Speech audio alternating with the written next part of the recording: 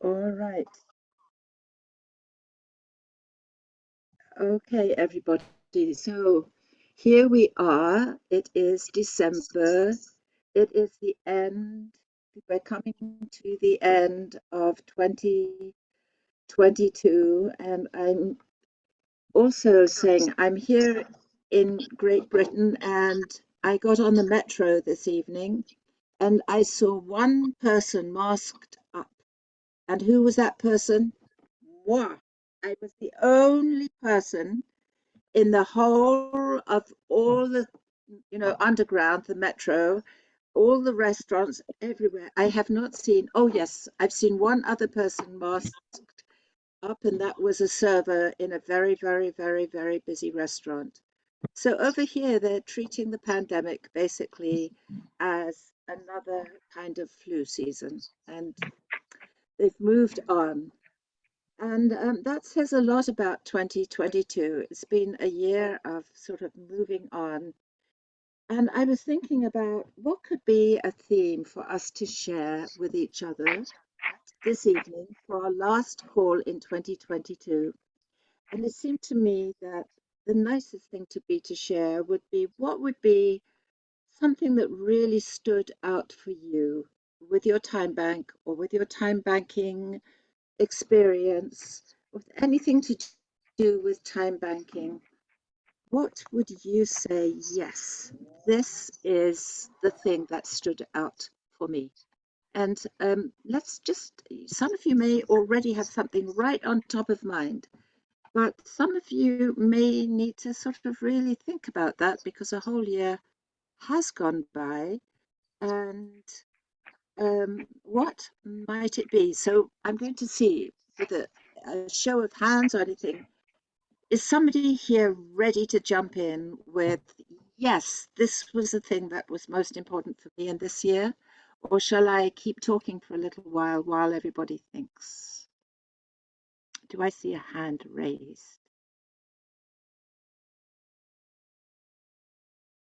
I'm not seeing a hand raised immediately. So while we're waiting for a hand to go up, I'm going to talk about an email I got just actually a few days ago, which was from a time. There's a hand up. Peck, you have saved me from sharing that story. Your turn. Hello, I'm Pack.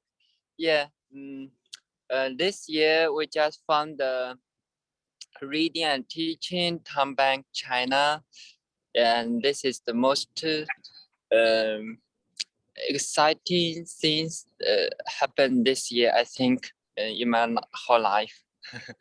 Yeah, and I noticed that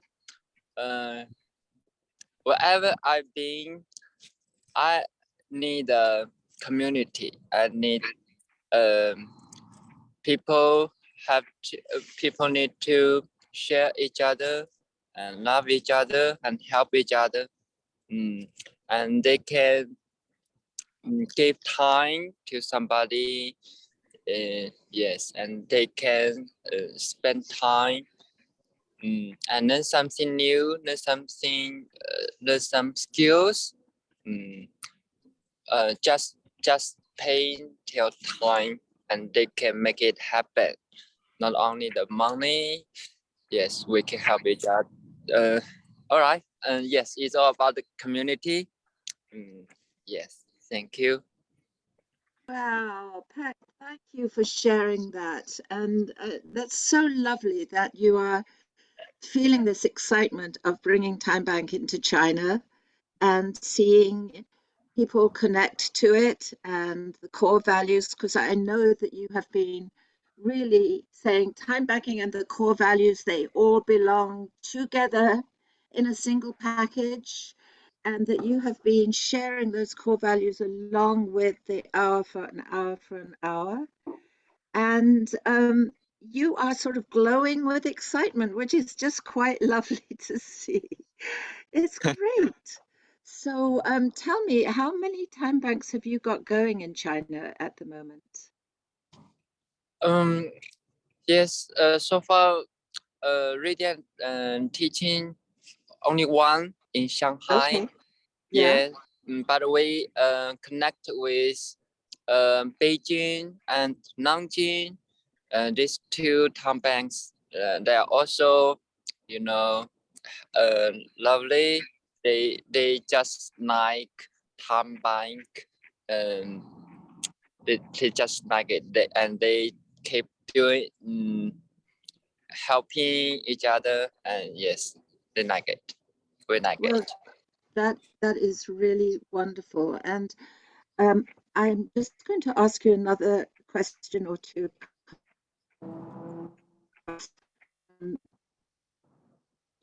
The thing about time banking that's one of the very, very interesting things about it is that it's such a beautiful idea. I haven't met a single person who hasn't said, wow, that is a beautiful, beautiful idea.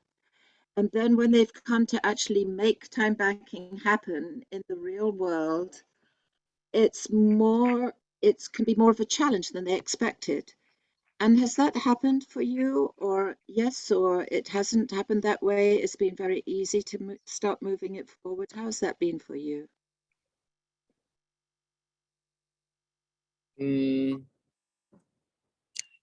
Not too easy. Right? Yes. So the hardest part is we need to talk about it, and they have we're not all live in the same community. Mm-hmm. We're far away, Mm-hmm. and we just meet at a Zoom meeting. Mm-hmm. Yes.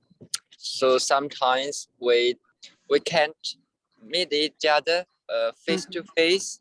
Mm-hmm. Yes. So like we can only discuss about the time bank things once a week. Mm-hmm. So it's that shifting from the idea into practice, that step from a beautiful idea into a practice that can be a little bit challenging because we're not used to interacting that way Yes. So with. far we just we just practicing the time bank. Also online.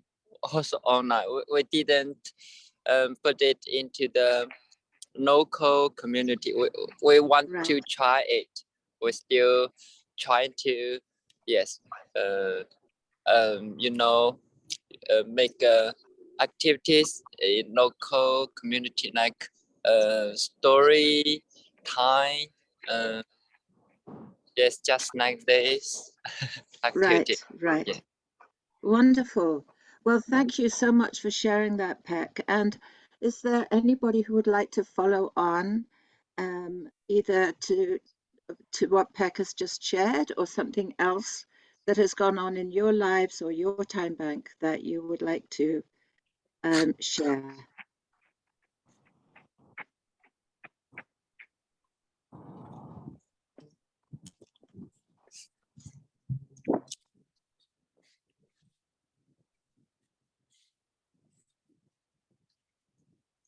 So it's one of those big, long silences. So I will fill that in a bit. So Peck, I'm actually going to share um, a really interesting email that I got just a few days ago from a Time Bank member who is part of a Time Bank that's been very active. And she was sharing with me, she was saying, there's an interesting challenge that I've come up against. So it seems to be a time for challenges right now. We're talking about challenges, the challenges in time banking. And she said that the challenge that she was wanting to look at and address was time banking for very shy people, people who are very shy and not very confident. And she said she noticed in her time bank that when people have confidence and feel their skills, their social skills are pretty strong, they can jump into the time bank pretty easily. But they've got a few members who are really very, very shy, and she said, I would love to explore ways of bringing people who are shy into doing exchanges. And I wrote it back and said, thank you so much for doing that, because actually, amazingly, I haven't seen that highlighted before in the way that you have done. And I think it is something we really do need to explore. It's a really important piece that there are people, many people, who would love to be exchanging and making things happen in their time banks, and they are shy and they're not quite sure how to step forward. And I'm wondering if there's any of you in this group who's online right now who've actually sort of really seen that, encountered that, and found a way to help people who are shy sort of step up and um, connect with other members, because that is one of the things that I think Time Bank coordinators and members can both help with other members to make happen. So that's just a sort of question that I'm throwing into the pool at this moment in time. And are there any sort of hands going up to address that question of really helping people with shyness coming into the time bank and having exchanges?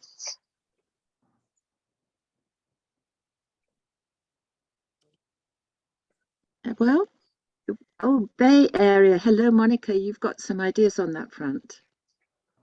Well, I'll try. I think that although shyness is not a characteristic that we see very much at our time bank here in the Bay Area, what we see is a kind of, so I don't know how to characterize it. It's, but a reluctance to indicate they have a need.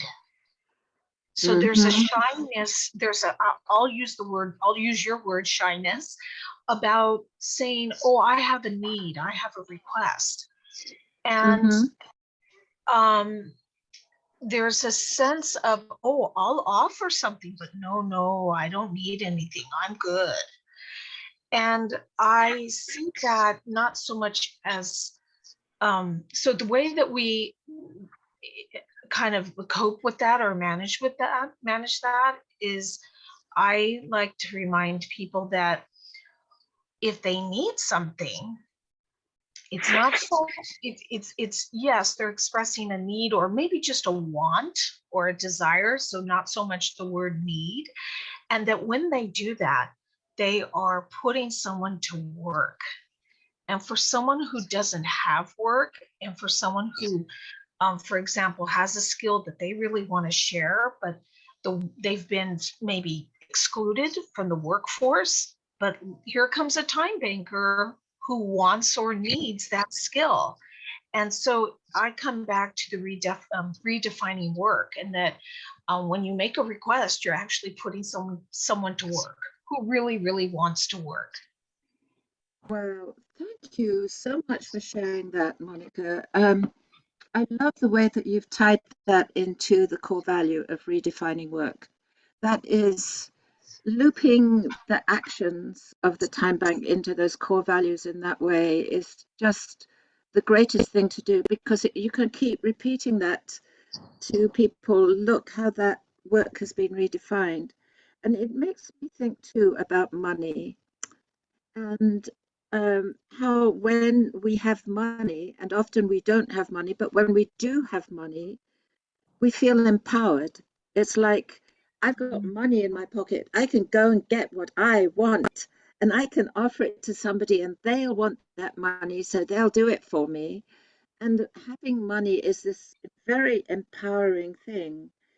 And with time credits, it's like, because it's new as a money, as a currency, and when I say new, I mean it hasn't been around for hundreds of years, and it hasn't been institutionalized in banks and stores and, the way that money has been over centuries, become entrenched in our societies, and we're still making this up as we go along. You can have time credits in your pocket, and there are some people who feel empowered immediately just because they know they have time credits. But I think there are many, many, many people who have this, in quotes, funny money. It's like, yeah, so I've either been given 2 time credits, or it's perfectly okay for me to spend time credits and go into debt, but they still don't quite feel empowered to ask. It's like asking is almost going against the grain, because we're supposed to be self-sufficient. And somehow when we have money, it says you are self-sufficient. But when we're using our time, it doesn't quite feel that way. And it's a very curious thing, because maybe it's because we all have time. And so just having some time doesn't distinguish us when we don't all have money. But if we've got money in our pocket, we can say, aha, I have money I can now spend. But when we are using time, well, every one of us has it, so it doesn't make us stand out. I don't know if that's part of the psychology of it or not, but this is such a common thing, that people in a time bank very much want to offer, and and would love to receive time credits for what they offer, and are very hesitant to request. It's so widespread, this phenomenon. And if any of you have messaging that you have used, I loved what you did, Monica, by stressing the core value of redefining work and saying, you know, this person who's doing something for you, you've asked them to do some work for you, and you are going to redefine it. I see Eric has got a hand up, and if anybody else has some thoughts about how in practice they have gone about sort of dealing with this interesting imbalance, that would be really lovely to hear what you've done. So Eric, go ahead. Thank you, Chris. And Monica, I really appreciate that you brought this up, because something I've also noticed that many people tend to feel, as you mentioned, Chris, that, well, I can take care of myself. And I'm wondering if it's a certain amount of vulnerability that people feel when they admit that, well, I need some help. And that's often difficult to do.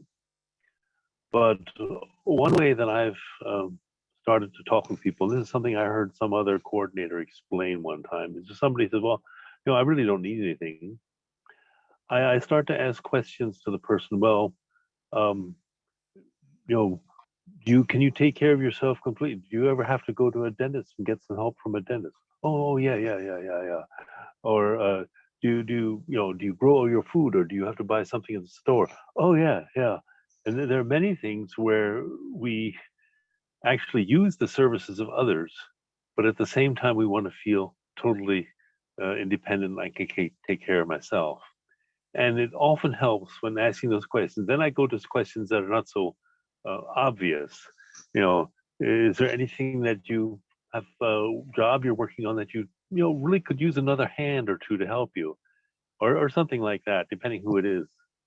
And I found that in that way, then they realize, oh yeah, I could use, I could do something with somebody else, and I could have somebody help me do something. And maybe I do have some needs, even though at first moment, many people are saying, no, I don't have any needs, but I'm willing to help. I'm willing to be a good person and help. So asking questions like that and listening to the person is one way I found to sort of break through that conundrum. Well, thank you. Thanks for sharing that, Eric. So, any thoughts to add to what Eric said? I think there's both sort of what one shares and says ahead of the exchanges, and also this is following up again with Monica actually, what we message after the exchanges.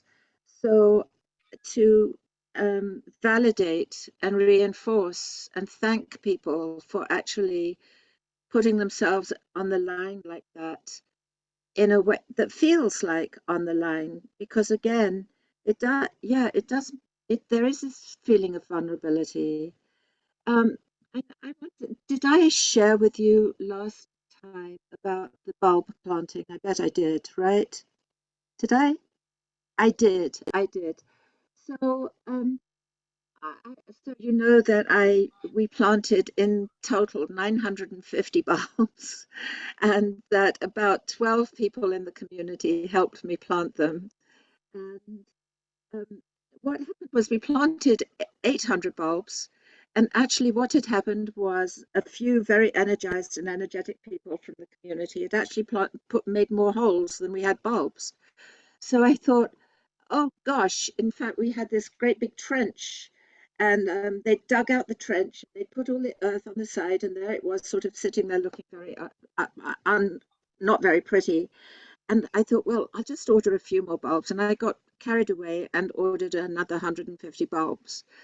So then it was like, oh no, they arrived, wonderful, but now I'm going to have to ask people all over again. And um, it was, I found it still hard to ask. That was the amazing thing. I'd gone through this whole thing. I'd asked all these people, all these amazing people turned up. They were absolutely lovely. I've sort of got to know new people in the community. And still and all, when the next tranche came, I thought, oh gosh, now I've got to ask people again. And it was really interesting. Luckily, there was one of the volunteers actually contacted me and said, are you finished, or would you like a bit more help? Because she actually loves gardening. She actually wanted to garden. And I said, well, thank heavens you contacted me, because actually I need some more help. And she came by 3 more times. Between us, we planted about 50 each time. She came 3 times with her spades. I've got a photo of her with the 2 spades. And we finished off the job. And I will tell you, I have a new friend. I think she's absolutely wonderful. And she lives around the corner. I would never have got to know her otherwise. And she was doing something about which she's passionate about. So it really was an opportunity for her to do something she loves to do. And that is going back to what you were saying, Monica. And um, it really was between the two of us. I mean, it really was my initially putting it out there, but in the last instance, it was her coming to me. It was that double-edged, that double side of it, which I think is what, when time banking is really working really well, it is the offering and the receiving sort of coming together in this beautiful dance. And that's what we're trying to make happen, this coming together in this beautiful dance. And how to keep encouraging that, and keep having time bank members being willing to face that little bit of is the deal. And Monica, you'd like to say something to that?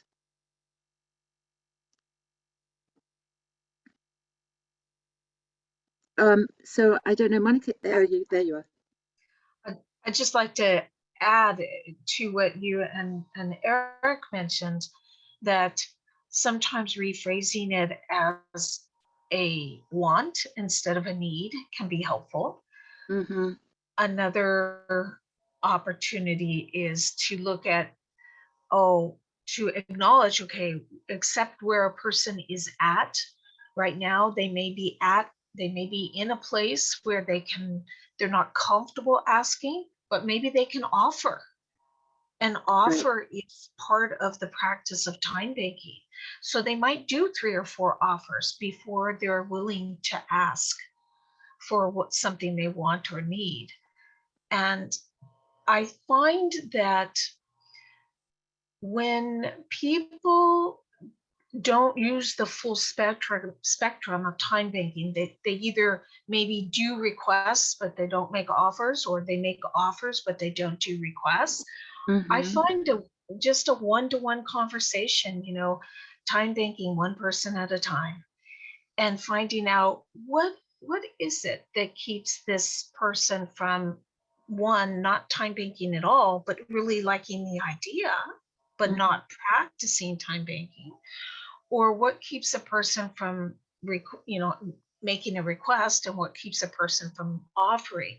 And sometimes it just helps to sit down or get on the phone with someone and have a one-to-one chat with them, especially if they express an interest in time banking, but they have trouble getting started for various reasons. Mm. And the last thing that I'll add is I ran across an article from I'm trying to find it. It was an article from a postdoc or a doctoral student or a new professional, relatively new professional in the field of psychology. It was from the Stanford University. And Mhm. I'll put that link to the article. It was all about um, reluctance or self-consciousness about asking for help. Mm. And it's a wonderful article that kind of delved a bit into why there may be cultural reasons, there may be personal reasons that people feel uncomfortable, and vulnerability in terms Mhm. of asking. And I'll, as soon as I find that article, I'll cut and paste it into the chat. Okay, that's It great. it really gave me some insights to um, um, kind of the reasons, the various reasons that people feel uncomfortable asking for things. And the last thing I'll say is that some people feel like it's charity. And I said, oh, no, this is not charity. You need to pay people for their time, because if they don't, I said, you may just end up getting an email from me saying that, you know, we're very serious about people being, acknowledged for the time that they give. Mm. And so Mm. there's this sense of, oh, it's charity, it's just time, it doesn't matter. I don't really have to pay that person for the 1 hour or 2 hours they gave me. And I'm like, no, sorry. Yes, you do. Mm. Mm. That is really, yeah. So you're building in that expectation and turning it into something that becomes just a given is what you're doing with that by reminding them over and over. Um, I just want to take a little break to say that I saw a message from Connie that she cannot hear us, and I don't know if there's anybody with the technical moxie to be able to make it that Connie can hear us, because she's got a system going that doesn't seem to be connecting. Connie, if you can hear me, can you nod your head?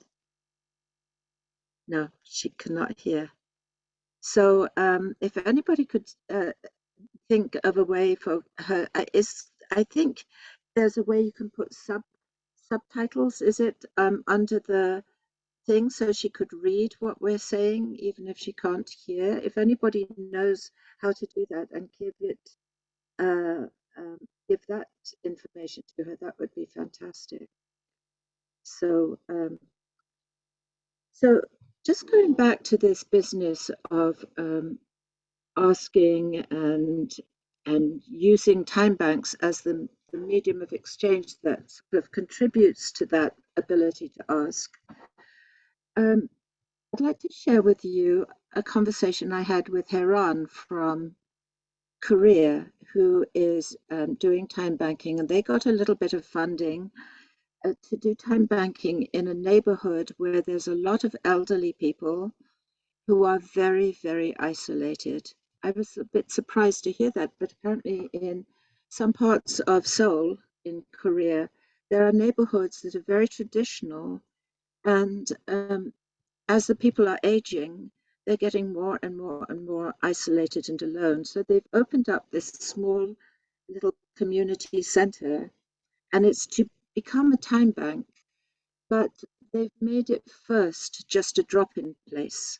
So, of all things, they've got a ping pong table.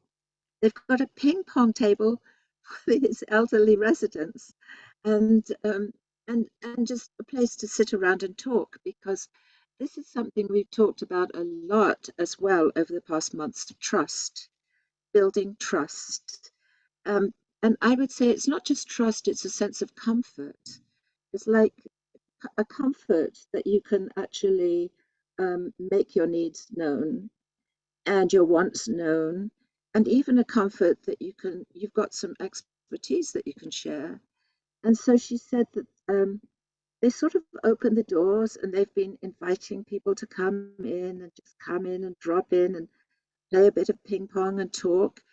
And they're finding that as time goes by, more and more of the seniors in the area, it's open to all people, but there's a lot of seniors in that area, are just beginning to come in and share and talk and sort of just be with others and not be so isolated.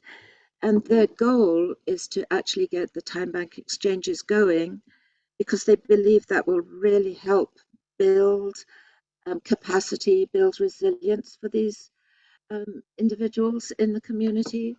But for now, for their first step one is just the place and the meeting and greeting and saying hello. And I don't know if they probably drink tea there, having a cup of tea and playing ping pong if they feel like it, or just sitting and chatting if they feel like sitting and chatting. And they're slowly using that as their entry point to actually making exchanges happen, which seems to me is a beautiful way to go if you're lucky enough to be able to get a community space like they have that brings people together. And we are having people be sort of a little bit quiet tonight. Um, but would anyone like to share, how that has worked, bringing people together into a shared space, a common space, as a way to open up this almost what I would call the lubricant of social exchanges, which is trust and comfort, sort of knowing, oh yes, I know this person, I can ask this person, because time banking, the goal is to generalize reciprocity, is to make it so that it's not just me and John or David and Sue or whatever, but me and David or John or Sue or Eric or whatever, in this real pool of exchanges that are possible, a community capacity, rather than just one on one on one. We're trying to build a pool of capacity in the community and an ease of people stepping into that pool or taking from that pool, and knowing that they could trust other people in their community as a community, and building that across differences. So that is sort of where I think time banking is really, when that happens, it's so exhilarating and so wonderful to have that comfort and trust across difference, um, for people to give and receive from their different places in their lives.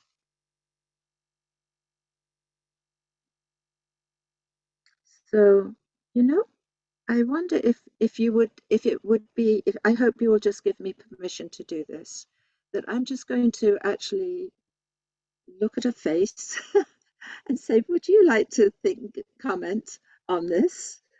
So let me just look at pick almost at random, somebody who would like to sort of just step into this conversation and give me your thoughts. So Carl, if I call on you, because your picture is right next to mine on the Zoom, do you have some thoughts on this?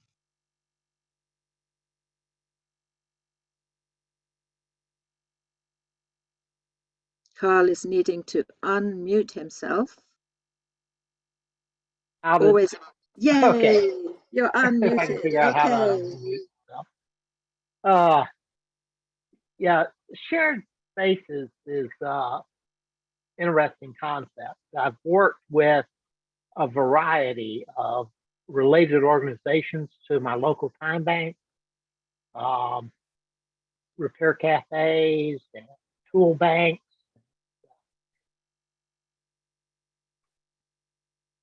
Shared spaces where machine tools and things like that are available, sewing machines, um, and being able to share your skills with other people.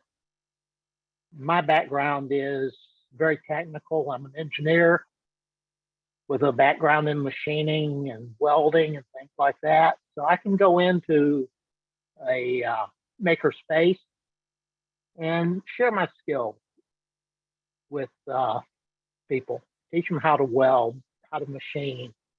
Sometimes it's little kids, sometimes it's senior citizens that I'm working with. Rarely people with much technical background though.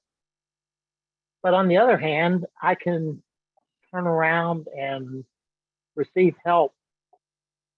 I moved a couple of years ago into a new house, needed some curtains. Well, I went and bought some. They were way too long, needed to hem them up. My skills aren't very good with sewing machine. I could go in and get help in the makerspace from other members. And curtains hanging up for ones I hem with a little help. Wow. That is a lovely story. That is so good. So you now have curtains that fit your windows. Yes. And they don't even look too funny. That is so cool. Which time bank are you a member of? I'm a member of the New River Valley Time Bank out of Blacksburg, Virginia. About 2 hours from where my home is now, but I used to be really active with it about 3 years ago when I lived in that area. Got a lot of skills in the carpentry and woodworking areas, so people that needed help with building a deck or things like that, I could help them out. My Wow. most interesting experience was one with welding. Had a professor at Virginia Tech, PhD in mechanical engineering. She was teaching in the construction college. And we did a little small exchange. I did a trailer for her, reinforced it to haul loads that she gave me the specifications she wanted. She may have a PhD in mechanical engineering, but she turned me loose and said, do it. So I designed the modifications for a trailer to haul the load she wanted. Showed her what I was going to do. She didn't want the math or anything. Yeah, do it. So I welded it up, repainted the trailer, and in return, she laid tile in 2 bathrooms in my house, and I'm physically handicapped. I can't get down on the floor. So it was a great exchange. Well, we kind of agreed ahead of time. Didn't matter how many hours this actually took. We were going to be an even exchange. One of the biggest exchanges probably in our time bank's history. Wow. She saved me a lot of bending and stuff, and I was able to do a very stress-free modification to her trailer and let her be able to haul load she needed for a construction project. So that was a wonderful exchange because you It both, was beautiful. yeah, it was, as you say, it was a beautiful thing because you both came out really doing what you loved and saving yourselves a lot of grief. Mm-hmm. Very, very, very nice. Time banks are a beautiful organization. Really enjoy working with them. Wow. But now you've moved away, you said, so it's a bit harder because you're too far away. Right. I'm about 2 hours from the time bank I'm a member of. I still monitor the requests and things, looking for things I could help with that nobody else is likely to. Hmm. But it's very hard for me to participate actively. Yeah, yeah, no, that's a long way away. So, Carl, I have another question of you, which is how did you get involved in the time bank in the first place? That's a good question. That was 5 or 6 years ago. My memory doesn't go back more than a day or two. So you don't remember? Did you bump into somebody who was a part of the time bank, or what happened? How did that happen? I believe it was one of the maker spaces that I taught a lot of classes at. Somebody from the time bank came by there, did a proposal for probably a repair cafe, wanting us to Mm, participate because we had a lot of engineering students involved in the makerspace. It was at makerspace on Virginia Tech's campus. Um, so there was a that, lot of potential technical help that could help with repair cafe, and it was sponsored by the Time Bank and Habitat for Humanity, mhm. and so I got involved with it from that Well, standpoint. that is so, so interesting. So the time bank, whoever the leadership of the time bank was at the time, was being quite entrepreneurial in a way. They said, look, that's where all the expertise is. We're going there, and they recruited you guys. That's Yeah, really yeah, they came interesting. and did a little presentation and got a few people involved. Very, very, very interesting. I see Krista's hand is up, so I'm going to thank you so much for sharing that, Carl. That was, really, really interesting. And I'm sorry you're living so far away now that you can't get so involved in the time bank, but it's very lovely to see that you're still actually checking out the requests so that if something comes up that you could really do, you would actually make that trek, that 2-hour trek. Well, I'm waiting kind of until I retire in a year or two, and we'll probably try and start up some kind of time bank here in Lynchburg. Oh, that's wonderful to hear. That is fantastic. And you'll be able to bring your experience with it.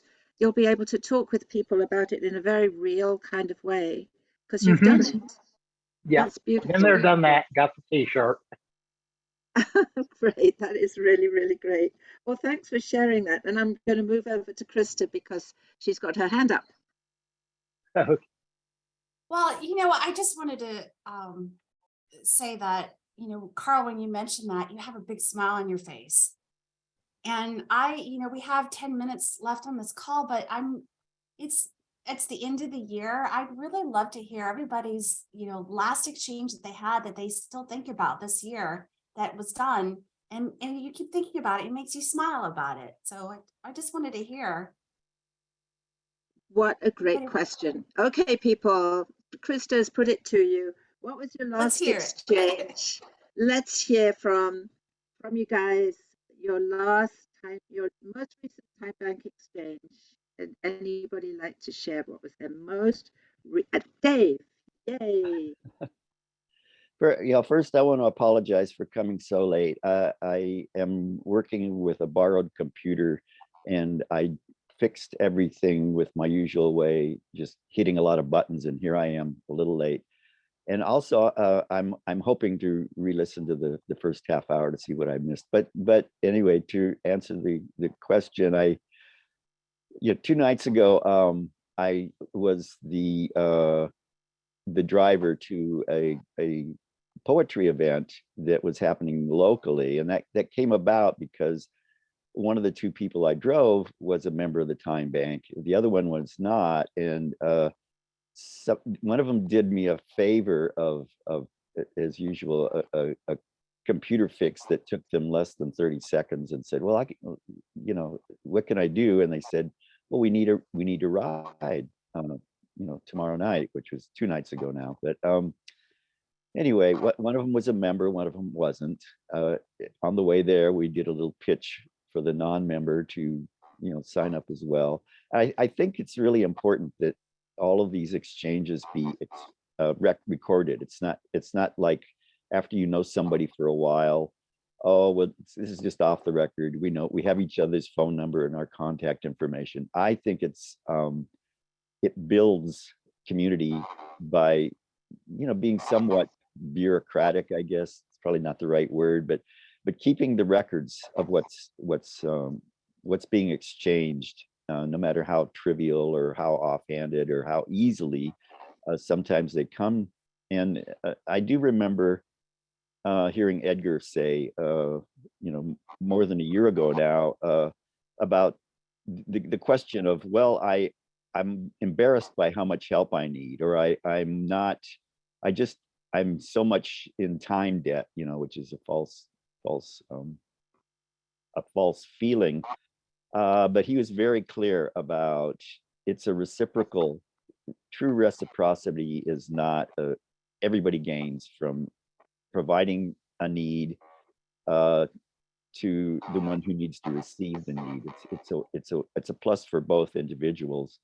And I've told this over and over again when I'm talking to people about time banking, and but it was one of the many things he said that really resonated, and I think it's important that we always remember that.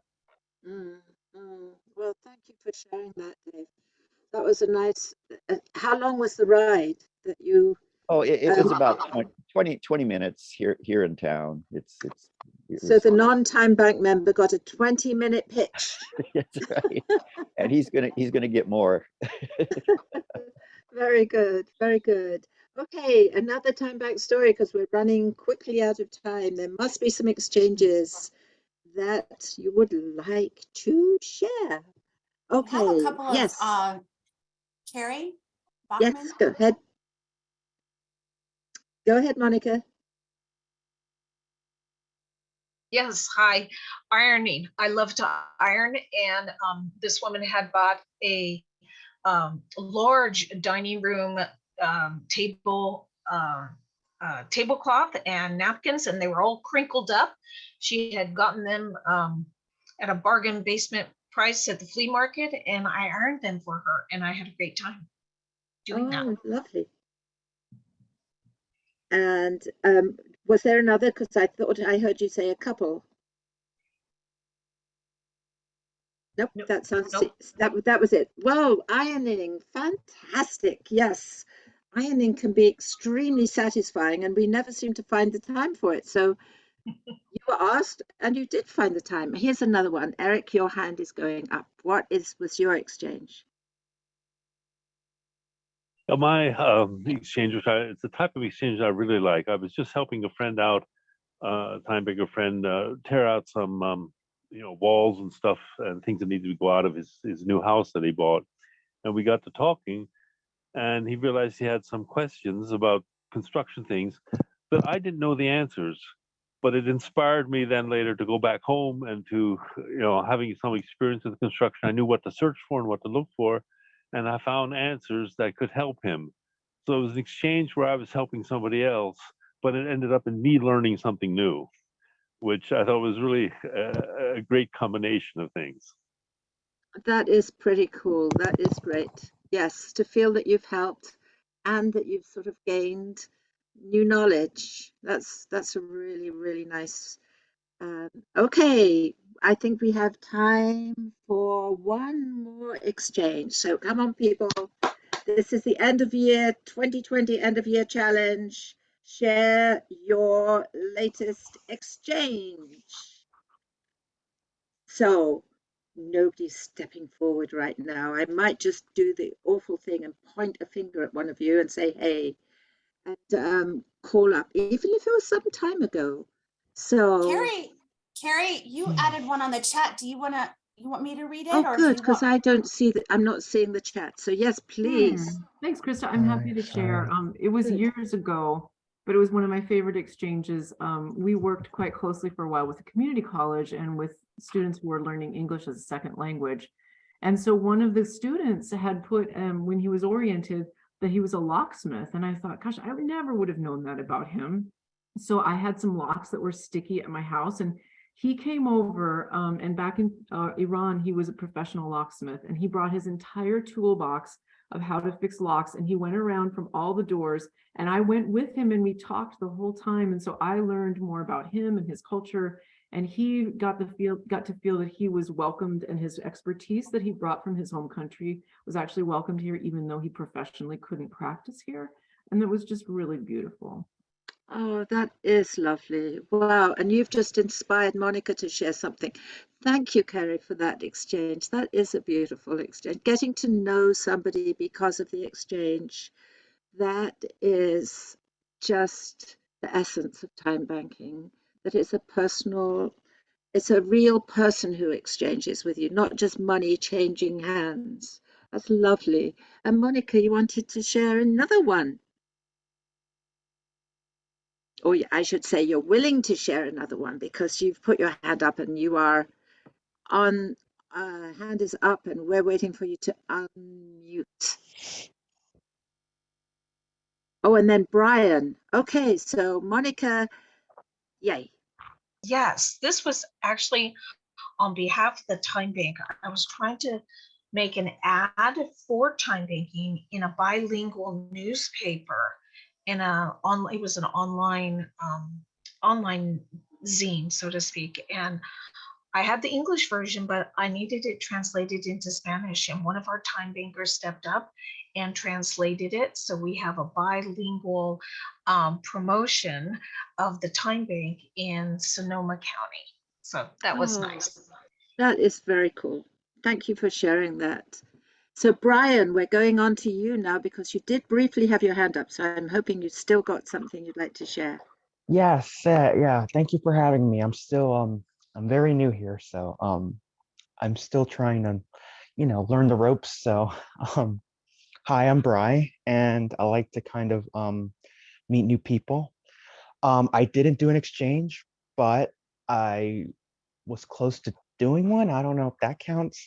Yes. Um but Quickly, yes.